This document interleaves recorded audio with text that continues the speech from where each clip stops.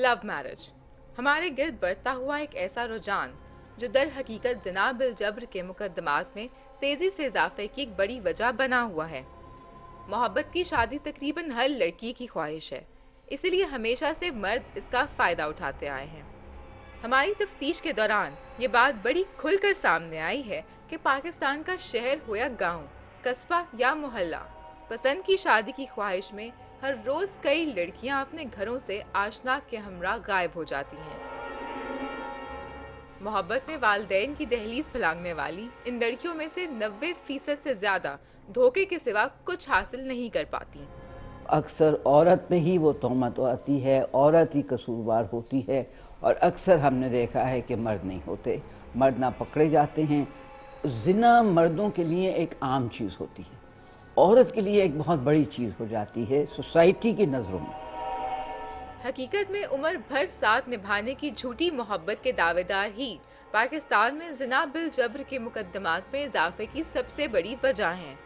Figure से भी पूछ लें तो वो बोलेंगे कि पाकिस्तान भर में ज़िना के मुकदमात की तफ्तीशों में 90% से ज़ायद मुकदमात में मुल्जिम लड़की भगाने के बाद इसे चंद रोज तक अयाशी के सामान की तरह इस्तेमाल करते हैं और छोड़कर गायब हो जाते हैं। यूं धोखे का बदला लेने के लिए महबूबा मुदैया में तब्दील हो जाती है। हस्बैंड या वो लड़का जो है वो बिहेव नहीं करता और उसको उसमें बेवफाई का एलिमेंट उसको नज़र आए तो ये भी एक सबब बनता है रेप केस का। और इसमें लड़की जो है वो इस हद तक चली जाती है कि उसकी जान भी ले लेती है। आम तौर पर ऐसे मुकदमात मर्जी से घर बार छोड़ने वाली लड़की के वरसा की जानिब से दबाव के बाद ही दर्ज करवाए जाते हैं, या फिर घर से भागी हुई लड़की को बाजियाब करवाने के बाद इससे ज़बरदस्ती बयान तब्दील करवाया जाना भी इसकी एक आम शक्ल है, जिसके बाद लड़के के लिए अपने निकाह तक को साबित करना एक मुसीबत बन जाता है। या यूं कहें कि हमारे यहाँ ऐसे में बीवी से इज़्दिवाजी ताल्लुक भी बाज़ औक़ात रेप की शक्ल इख्तियार कर जाता है। जब माँ जो है वो दुपट्टा पाँव पे रखती है, बाप अपनी पगड़ी जो है बेटी को कन्विंस करता है, तो जब अपनी नाक का मसला उसे बताता है कि हमारे लिए बड़ा मुश्किल होगा, तो 80% केसेस में लड़कियां जो हैं वो फिर अपना स्टैंस चेंज कर लेती हैं और फिर ये मामला जो है वो रेप की उसको शक्ल में फिर भुगतना पड़ता है लड़के को। पुलिस समेत दीगर कानूनी माहिरीन का मानना है कि रिपोर्ट होने वाले बहुत से मुकदमात में ज़िना बिल जब्र के झूठे मुकदमात भी दर्ज होते हैं, जिनकी बुनियादी वजह देरीना दुश्मनी से लेकर मुखालिफ या रिश्तेदार तक को जेर करना भी हो सकता है। पाकिस्तान में तो ज़िना का झूठा मुकदमा मुखालिफ पार्टी से पैसा बटोरने का एक रास्ता भी है। 60 से 70% FIR या झूठी होती हैं या एग्जैजरेटेड होती हैं। एक्चुअली कमिटल जो किया होता है क्राइम का वो 2 बंदों ने किया होता है और नाम हम 10 लोगों के लिखवाते हैं, और 10 बंदों से जो 8 बंदों के नाम डिस्चार्ज करने के लिए पुलिस भी पैसे लेती है और जो मुद्दई है वो भी पैसे लेता है। ब्लैकमेल करने के लिए कि ये मुझे फंसा के फिर फ़ोन करवाया था 1-2 बदमाशों से कि तुम्हें हम वैसे भी निपट लेंगे। राना उमैर जेल रोड लाहौर पर वाक़या एक मारूफ कार शोरूम के मालिक हैं। कुछ अर्सा कबल लाहौर के थाना वादत कॉलोनी ने इनके खिलाफ ज़िना बिल जब्र के इल्ज़ाम में एक झूठा मुकदमा दर्ज कर लिया। दौरान तफ्तीश इंकशाफ हुआ कि इनके खिलाफ जिस लड़की हुमा शहजादी ने ज़िना का मुकदमा दर्ज कराया था वही दूसरे थाने में राबिया बीबी के नाम से मुदैया बनकर असिस्टेंट डायरेक्टर नैब वकास अहमद खान के खिलाफ भी यही मुकदमा दर्ज करा चुकी है। जैसे किसी को अगवा करने के बाद अगवा बराए तावान लिया जाता है, उसी तर्ज पे इन्होंने फेक केसेस रजिस्टर्ड करके मुख्तलिफ जो है वो पढ़े लिखे लोगों को और अच्छे घराने के लोगों को, शरीफ लोगों को जो है वो इन्होंने FIRs में नामजद कर दिया था।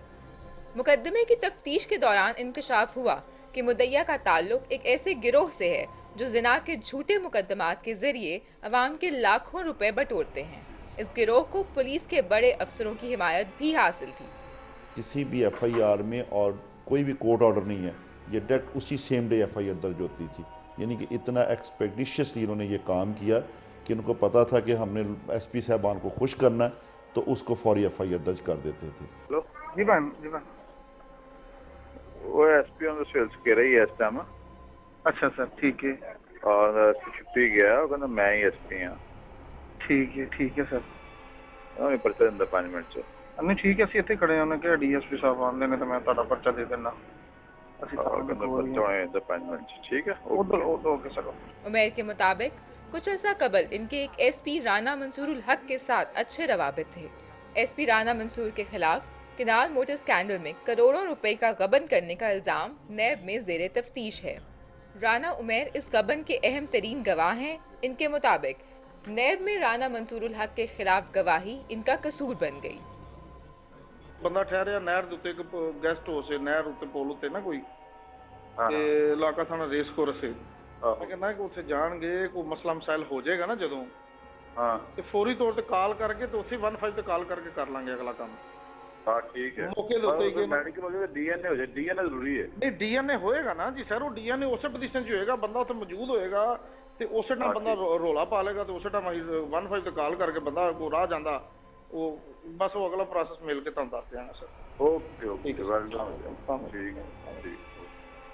थानों में कई पर्चे दर्ज थे मेरे ऊपर, तो उन्होंने मुझे फ़ोन करके धमकियां देते थे कि एक तो एसपी मंसूर के ख़िलाफ़ गवाही ना दो तुम, और दूसरा हमें जो है वो 20 लाख रुपया तुम दे दो तो हम तुम्हें जो है वो तमाम पर्चों में जो है वो तुम्हारा नाम निकाल देंगे।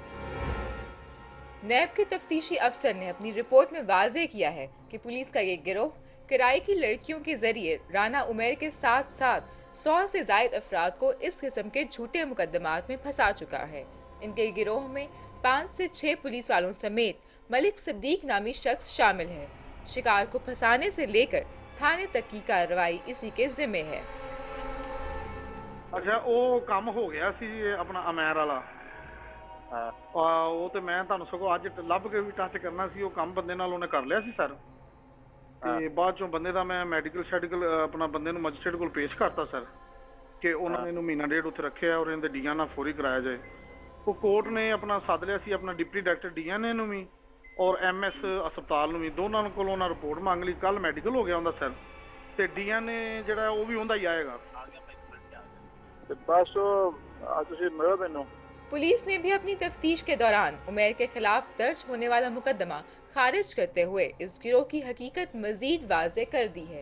इस गिरोह में सिर्फ हुमा शहजादी नहीं बल्कि कुछ और लड़कियां भी शामिल हैं, जिनकी ये तस्वीर अब पुलिस रिकॉर्ड का हिस्सा बन चुकी हैं।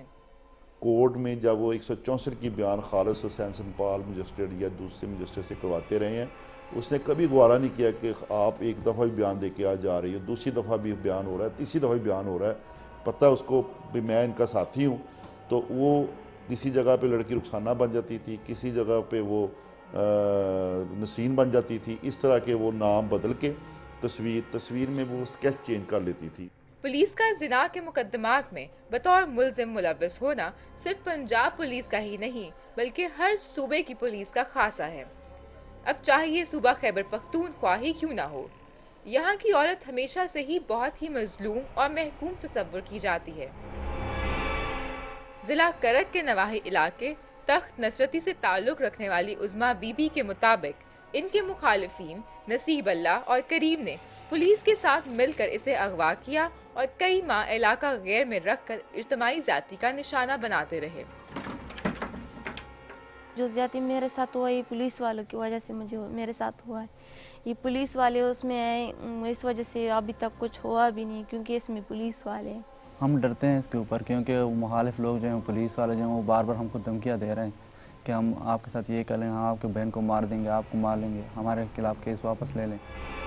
उज़मा का भाई आलमज़ेब अपनी बहन के साथ होने वाले इस जुल्म के खिलाफ एक वाहिद सहारा था, मगर इसको 9 दिसंबर 2011 को तख्त नसरती की अदालत के बाहर कत्ल कर दिया गया जब वो अपनी बहन की पेशी पर आया था। आलमज़ेब का किसी भी टीवी चैनल के साथ ये आखिरी इंटरव्यू था। तो हमारा पश्तो का इलाका है, हम क्या कर लें, हम बाहर भी नहीं जा सकते। लोग हमको ताने देते हैं, कहते हैं तुम्हारी बहन के साथ ये हुआ है वो हुआ है, लेकिन हम क्या करें, हुकूमत भी हमारी नहीं सुनती। कोई भी हमारा नहीं, अगर हमने आज हथियार उठा लिए तो हमको पकड़ेंगे, अभी उसको कुछ नहीं करे, उसके लिए हुकूमत रिपोर्ट एफआईआर वगैरह कुछ भी नहीं है, हमारे लिए सब कुछ है। पाकिस्तान में इंसाफ नाम को कोई चीज़ नहीं है।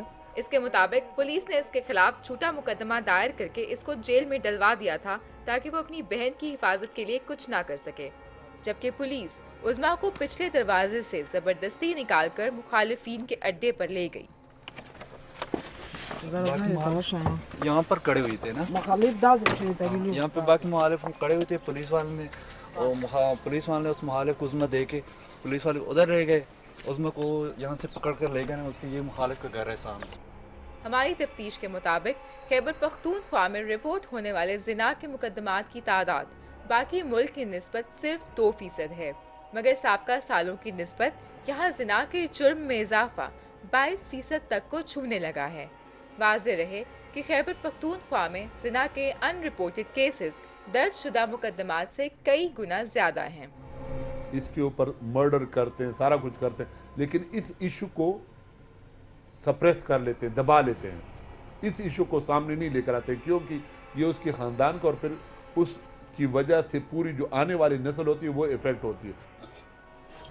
तशवीशनाक बात यह है कि हमारे मुल्क में उज़मा जैसी कितनी ही लड़कियां होंगी जो सालहा साल चलने वाली हमारी अदालती कार्रवाई में सबूत होने के बावजूद ताकतवर और कमज़ोर की इस जंग को पाया तकमील तक पहुंचाने की हिम्मत रखती होंगी, और कितने ही खानदान इब्तदाई तफ्तीश में ही हार मान जाते होंगे। इसका अंदाज़ा उन्हीं को हो सकता है जिन्होंने इंसाफ के हसूल के लिए अदालतों के धक्के खाए हों। पुलिस का रवैया, अदालती कार्रवाई और कानूनी पेचीदगियों के बायस जहां ज़िना बिल जबर के बहुत से मुकदमात बिना किसी फैसले के ख़त्म हो जाते हैं, वहीं पंचायतों और वडेरा सिस्टम के फैसले किस हद तक ऐसे मुकदमात पर असरअंदाज होते हैं। हम ये जानने के लिए सुबह सिंध के कुछ मुकदमात की तफ्तीश करेंगे, मगर इससे पहले एक ब्रेक।